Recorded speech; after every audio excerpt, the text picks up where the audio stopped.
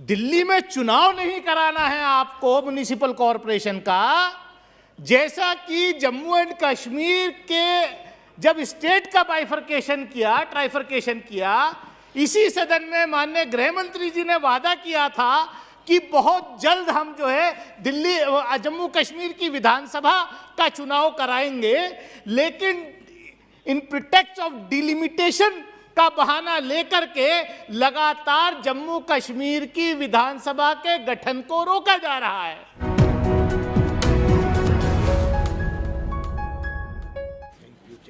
धन्यवाद सभापति महोदय, आपने मुझे Delhi municipal corporation amendment bill पर बोलने का मौका दिया।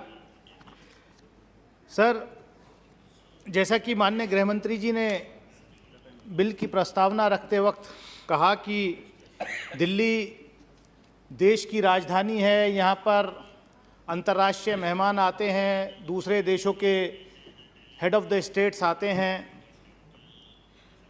इसलिए सेंट्रल गवर्नमेंट का, केंद्र सरकार का कंट्रोल दिल्ली पर होना चाहिए और है। दिल्ली की एक बड़ी यूनिक स्थिति है कि यहाँ पर जहाँ हम बैठे हैं, जहाँ पर केंद्र सरकार के सारे दफ्तर हैं, जहाँ पर अंतर्राष्ट्रीय मेहमान आते हैं, राष्ट्राध्यक्ष वगैरह आते हैं, जहाँ पर फॉरेन मिशंस हैं, वो area new Delhi municipal corporation है, जिसका डायरेक्ट कंट्रोल एक ब्यूरोक्रेट के हाथ में होता है, केंद्र सरकार के हाथ में होता है। सेम चीज़ जब एयरपोर्ट से निकल के आएंगे तो दिल्ली कैंटोनमेंट बोर्ड है, वहाँ पर म्युनिसिपल कॉरपोरेशन का कोई दखल नहीं है, ना नई दिल्ली म्युनिसिपल कॉरपोरेशन में कोई दिल्ली म्युनिसिपल कॉरपोरेशन का दखल। लेकिन उसके बावजूद हमें इससे आपत्ति नहीं है कि आप इसको ट्राइफरकेशन को यूनिफिकेशन में बदलना चाहते थे। 2011 में जब ट्राइफरकेशन हुआ दिल्ली म्युनिसिपल कॉरपोरेशन का, तो वो दिल्ली की असेंबली ने किया। दिल्ली की असेंबली, मतलब हमारा ये मानना है कि जो राज्यों के अधिकार हैं, जो फेडरल स्ट्रक्चर में स्टेट असेंबलीज को जो अख्तियारात दिए गए हैं, उन पर लगातार हमला मौजूदा केंद्र सरकार करती रहती है। अभी मेरे से पहले शिवसेना के नेता माननीय अरविंद सावंत जी बोल रहे थे कि साहब 272 वार्ड से आपने घटा करके जो बिल में 250 वार्ड रखे हैं, इसका नंबरिंग नहीं देनी चाहिए थी। अरविंद जी, शायद आप भूल गए, नंबरिंग दी ही इसलिए है। अगर 272 ही होते तो फिर डिलिमिटेशन करने की जरूरत ही क्या थी। दिल्ली में चुनाव नहीं कराना है आपको म्युनिसिपल कॉरपोरेशन का, जैसा कि जम्मू एंड कश्मीर के जब स्टेट का बाइफरकेशन किया, ट्राइफरकेशन किया, इसी सदन में माननीय गृह मंत्री जी ने वादा किया था कि बहुत जल्द हम जो है दिल्ली जम्मू कश्मीर की विधानसभा का चुनाव कराएंगे, लेकिन इन प्रिटेक्स्ट ऑफ डिलिमिटेशन का बहाना लेकर के लगातार जम्मू कश्मीर की विधानसभा के गठन को रोका जा रहा है। क्योंकि दिल्ली में आपकी सरकार, Bharatiya Janata party municipal corporation का चुनाव नहीं कराना चाहती, और ये सच्चाई है कि पंजाब का कुछ असर देखने को मिल रहा है दिल्ली में आपको, और इसीलिए आपने, अरे भाई अगर है तो फिर डरे क्यों? हम तो अरे 4 स्टेट जीत के आए आप, तो फिर डरे क्यों आप? आज 4 बजे माननीय सभापति जी, स्टेट इलेक्शन कमीशन 4 बजे प्रेस कॉन्फ्रेंस रखता है दिल्ली म्युनिसिपल कॉरपोरेशन के इलेक्शन डेट्स की अनाउंसमेंट का, और चंद घंटे पहले केंद्र सरकार से फरमान जाता है कि नहीं, आपको ये डेट्स अनाउंस नहीं करनी है क्योंकि मन बदल गया है केंद्र सरकार का। तो इससे साफ स्पष्ट होता है कि आप जो है, देखिए साहब, आप मुझे डिस्टर्ब करेंगे तो फिर मैं जो है जब डिस्टर्ब करने खड़ा हूंगा तो फिर आपको दिक्कत होगी, मैं बता रहा हूं आपको। मैं इस माननीय सभापति जी, मैं आपसे यही कहना चाहता हूं कि आप चुनाव आपसे क्यों भाग रहे हैं?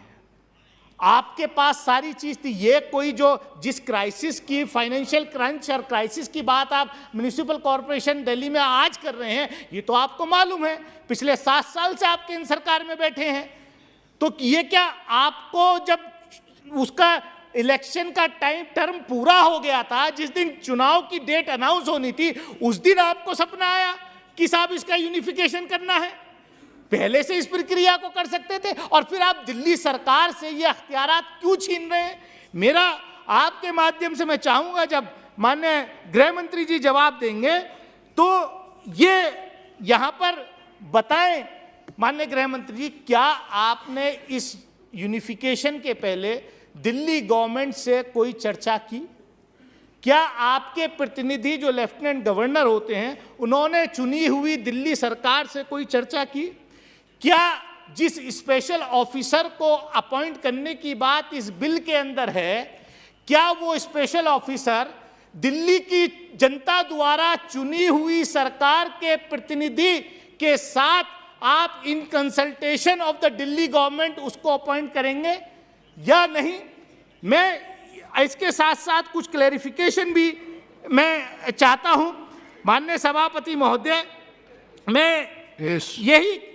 मुझे 1-2 मिनट और आप दें, क्योंकि माननीय गृह मंत्री जी यहाँ बैठे हैं, तो 2 मिनट में मैं अपनी बात खत्म करूंगा, क्योंकि आप जानते हैं, हाँ, मैं कुछ चीजें लाना चाहता हूं उनके संज्ञान में। जिस तरीके से दिल्ली के अंदर भी म्युनिसिपल कॉर्पोरेशन आप रन कर रहे थे, माननीय सभापति, आजकल एक चीज और हो गई है कि ये सरकार और इनकी पार्टी ये तय करने में लग गई है कि कौन क्या खाएगा, कौन क्या पहनेगा, आपको किस दिन क्या खाना है, आपको मंगल में क्या खाना है, आपको सोमवार को क्या खाना है, आपको बुधवार को क्या खाना है। दिल्ली कॉरपोरेशन में, साउथ दिल्ली कॉरपोरेशन ने बाकायदे ये नोटिस निकाला, जो स्मॉल वेंडर्स हैं, जो रेहड़ी लगाने वाले, जो छोटे दुकानदार हैं, जो अपनी रोजी रोटी चलाते हैं, उनको जो है पाबंदी लगाई कि आप यहाँ ये नॉनवेज नहीं बेच सकते, आप यहाँ मछली नहीं बेचेंगे। ये क्या तरीका? माननीय सभापति जी, आप जानते हैं ये जो है कॉर्पोरेशन, आप देख रहे हैं आजकल कर्नाटक के अंदर क्या चल रहा है कि वहां पर भी रोज यही हो रहा है कि आप जो है, आप कोई दुकान, एक पर्टिकुलर रिलीजन के लोगों पे पाबंदी लगाई जा रही है कि आप जो है उस प्रीमिसेस के अंदर अपनी दुकान नहीं लगाएंगे, आप सामान नहीं खरीदेंगे। ये देश के लिए, सभापति, आई एम कंक्लूडिंग जस्ट, ये देश के लिए बहुत खतरनाक है। माननीय गृह मंत्री जी, मैं आपके इंटरवेंशन चाहूंगा इस पे, क्योंकि अगर हम यहाँ ये करते हैं, इसका इफेक्ट बहुत दूरगामी होता है। ऐसा नहीं है कौन किससे खरीदेगा, कौन किसको बेचेगा चीज, इस पर आप सख्ती करिए। जो स्टेट गवर्नमेंट से जो जहां पर ऐसा हो रहा है, और खासतौर से आपकी पार्टी की, भारतीय जनता पार्टी की सरकार है कर्नाटक के अंदर, आप यहां से डायरेक्शन भेजिए कि ऐसा डिस्क्रिमिनेशन नहीं होना चाहिए, क्योंकि इससे हमारी अंतर्राष्ट्रीय छवि खराब होती है देश की, कि हमारे देश में रिलीजन के आधार पर ऐसा हो रहा है। इसलिए मैं आपके माध्यम से माननीय गृह मंत्री जी इसका क्लैरिफिकेशन चाहूंगा। बहुत बहुत धन्यवाद। धन्यवाद डैनिश जी।